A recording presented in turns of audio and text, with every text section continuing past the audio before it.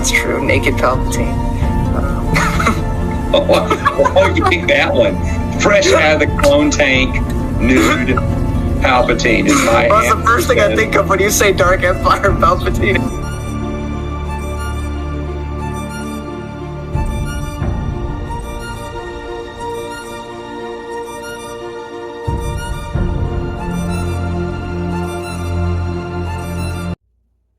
Hello everybody, and welcome back to the not expanded universe, the third timeline, the third universe, the third possible reality, the Gregory Scott Hand of Thrawn 45 universe, fanfiction.net, starting with Legacy's Edge 1, A Shadowed Peace.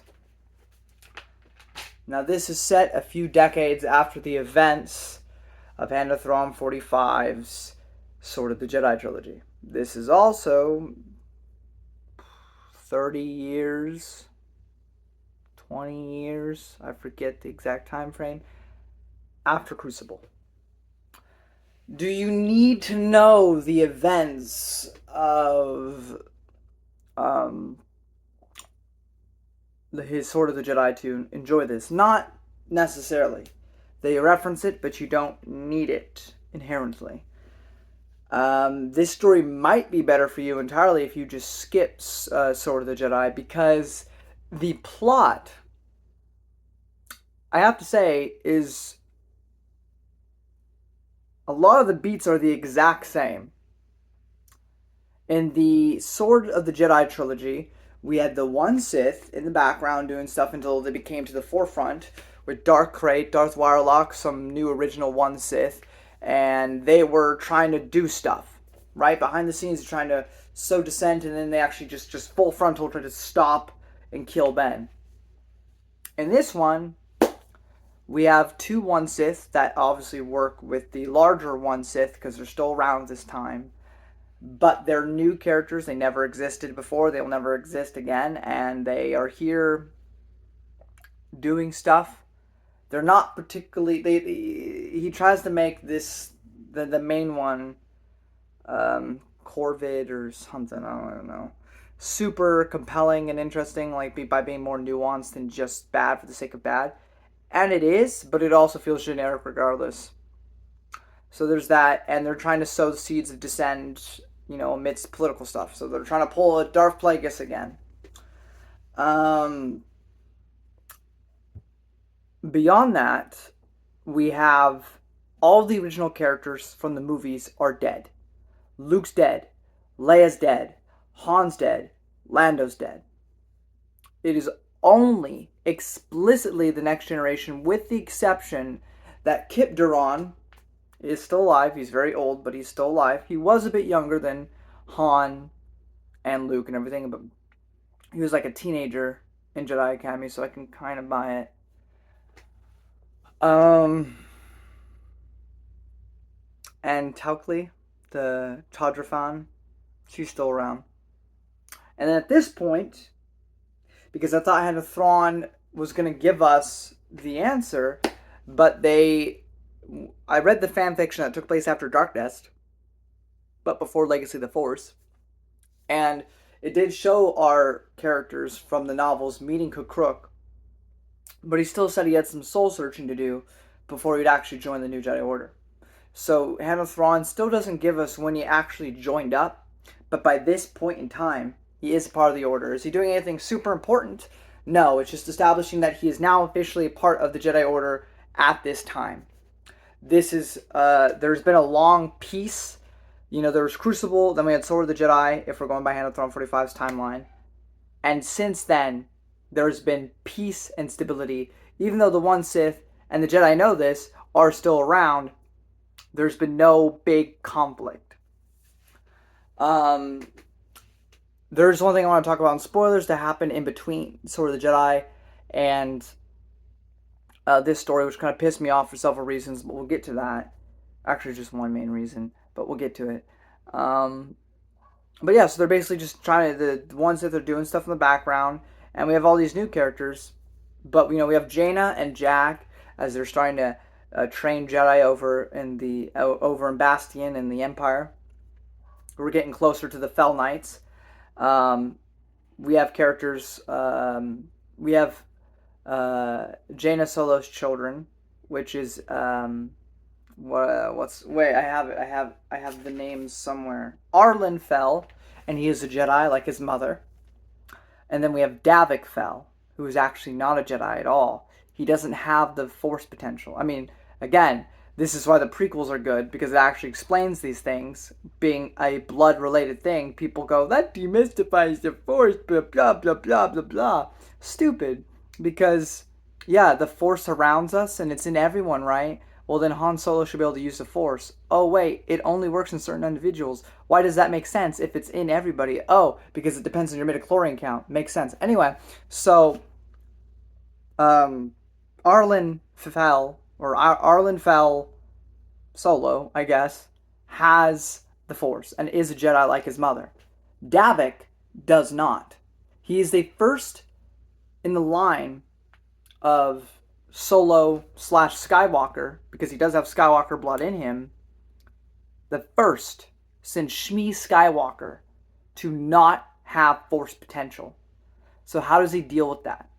Davik is probably the greatest addition in terms of original characters that HOT45 has ever made, in my personal opinion. I love Davik Fell. I love everything about that. I love that because, Jag, of course, he's always supportive of his wife and supportive of the Jedi Order. He's a great guy. At the same time, it's nice for him to have a son where, because he loves Arlen, but he can never fully relate to him because he has the Force, and that's his wife's thing. He doesn't understand that. In Davik, he has somebody that can actually, I get it because I'm surrounded by Jedi and I'm not one, and I get what you're going through. That was good to see. And then we have Ben Skywalker, who is now the Grand Master of the Jedi Order.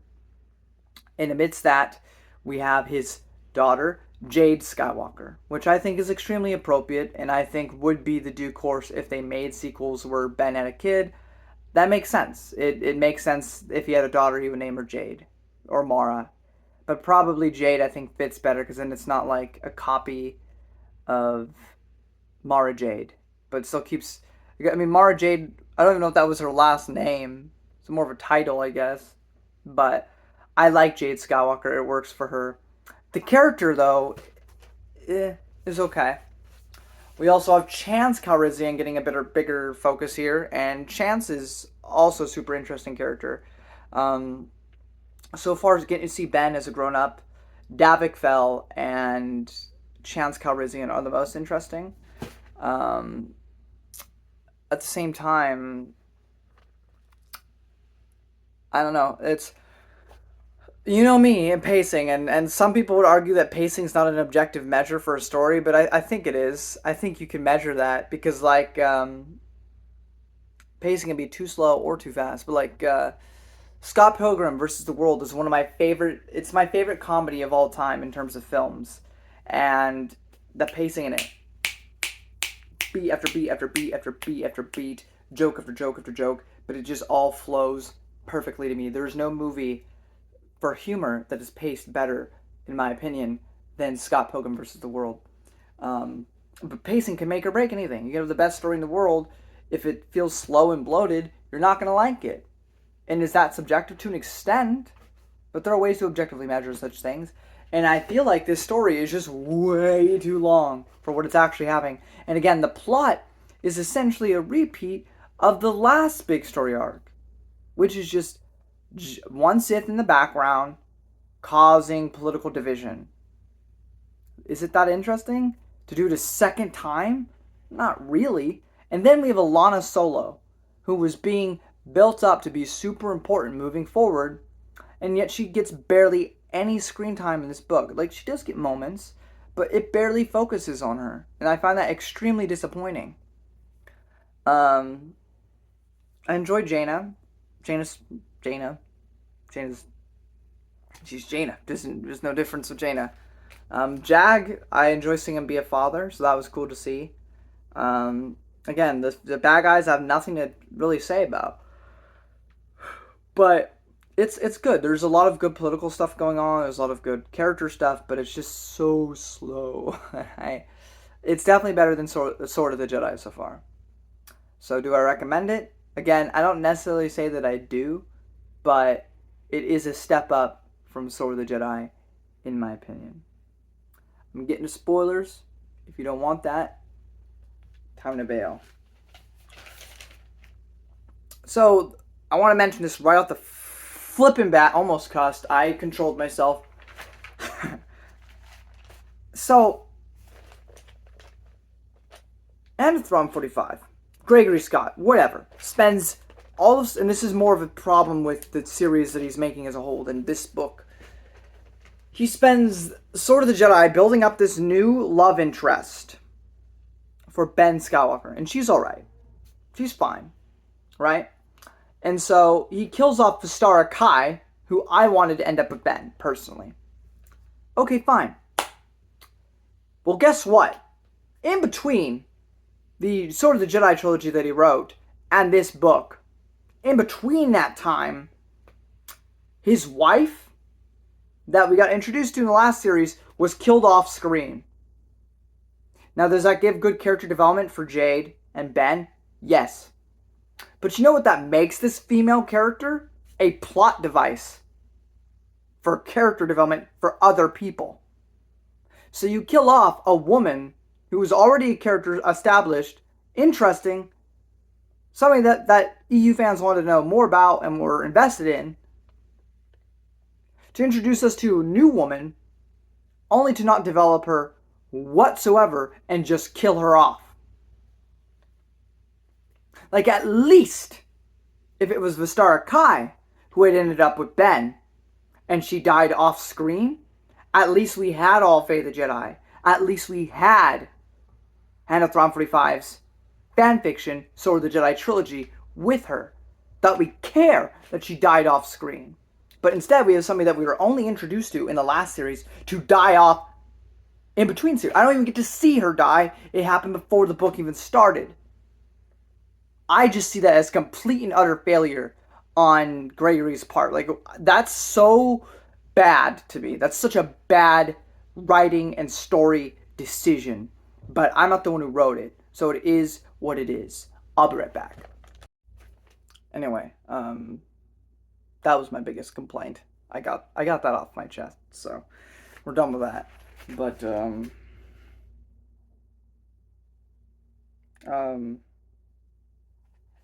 I said the one Sith went on offense in the last trilogy, but now they're back going to defense, working from the shadows. But yeah, so Arlen Fell's a Jedi Knight, and he's helping his mother, Jaina, train Imperial Knights. Another thing to notice is Long Peace heroes, an undesirable example. So, sure, there's a long peace, and this was stuff that people were saying should have been happening with the Jedi since Unifying Force. They should separate from the government, and they did. And there's pluses and minuses to that, because sure, that is kind of what Unifying Force was setting up. Jedi being more enlightened, being more like they were in the past, not like the prequel past, but the ancient past. And so they're separated. They're around the galaxy. They only help when specifically asked. That's when they intervene. And they're not controlled by any one world government. But if a big threat comes, like the Vong again, or an army of Sith, them being this divided and this separate can cause more problems than solutions. Works fine during peacetime, which they've had for all this time. No wars, no big conflicts. But a real big problem if something big were to come down the line, like the One Sith or Abeloth. One fun little just tangent, Lobaka was Arlen's Jedi Master, which I just think is cool. I already mentioned Davik doesn't have the Force. He's probably one of my favorite characters Anna Thrawn has created.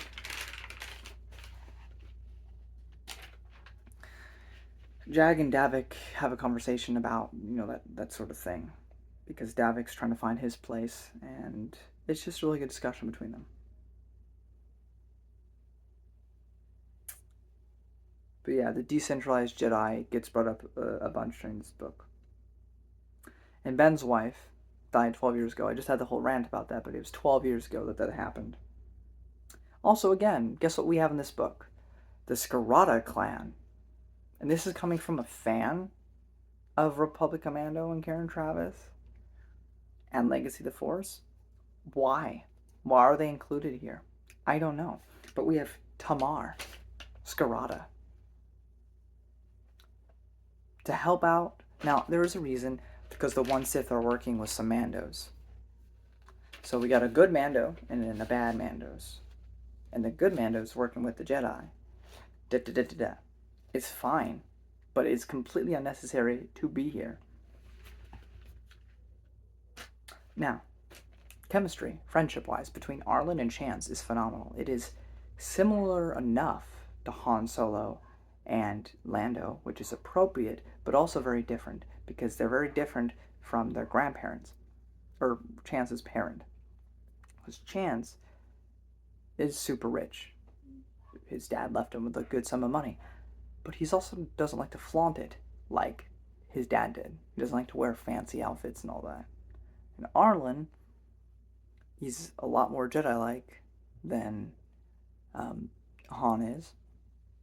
He's also a bit more respectful like Jag is. So it's an interesting thing. But they have a really good dynamic. We also have a good Hutt, which we see so very few, which is Volgama. That character is fun.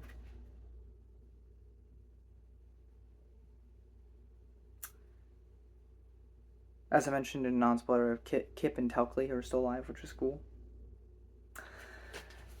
And like I said, there's a bunch of stuff going on. They're doing their missions. I don't really want to recap it for you. It's really long and dull in a lot of parts. But then we have Ben have this moment where he talks to his mother again. It is ridiculous the amount of times HOT45 goes, let's have somebody that's dead talk to you. Like, it wouldn't be so much of a problem if it didn't already happen a lot in the Sword of the Jedi trilogy. Like, it's ridiculous that his mom just keeps talking to him. Now, sure, it's been decades since she's last talked to him, but if you're reading these back to back to back, then you just read her talk to him. So it's just so jarring, and I hate it, because it's not what the EU did before. And then Jade talks to Luke. This is acceptable because this is very recent Luke death. Like he probably was an old man like a few years prior and died of old age. But we also know that he talks to Cade. Now I can attribute that to just Luke being a more powerful Jedi, so he lasted longer or whatever. I don't know. But, that's already established, so that's fine. I don't mind that. And the big thing, they fight the one Sith guys. We got Arlen and a couple other Jedi fighting the, apprentice. We got Jade and Ben fighting the main one. I forget their names, they're forgettable. And Ben dies in this book. Again, I feel like it's so early to kill off Ben, but Ben's dead now. So that was a decision made. Alana is elected president or chancellor of the New Republic, or the Galactic Alliance. And the one Sith don't want that, so they're going to try to dismantle that in the next book. And that's about... Oh, and Tino Kaw's there, and she's like, I shouldn't be around family, da-da-da-da-da-da. And she's convinced that she should come back and be with her family. Womp womp. It's fine. Overall, it was a decent read. Again, I think it's better than all of Sword of the Jedi trilogy that he wrote. But it still, I think, has some pacing issues. It does not need to be as long as it is. I don't think the story warrants it being that long. And overall, the story, it's different, but it does end up feeling a bit like a rehash of his last trilogy. So it's just a little... But overall, it was okay. It was decent. And I'm looking forward to the second book, Empire of Light by HOT45. I'll see you then. Till next time, ignore my dogs. May the force be with you.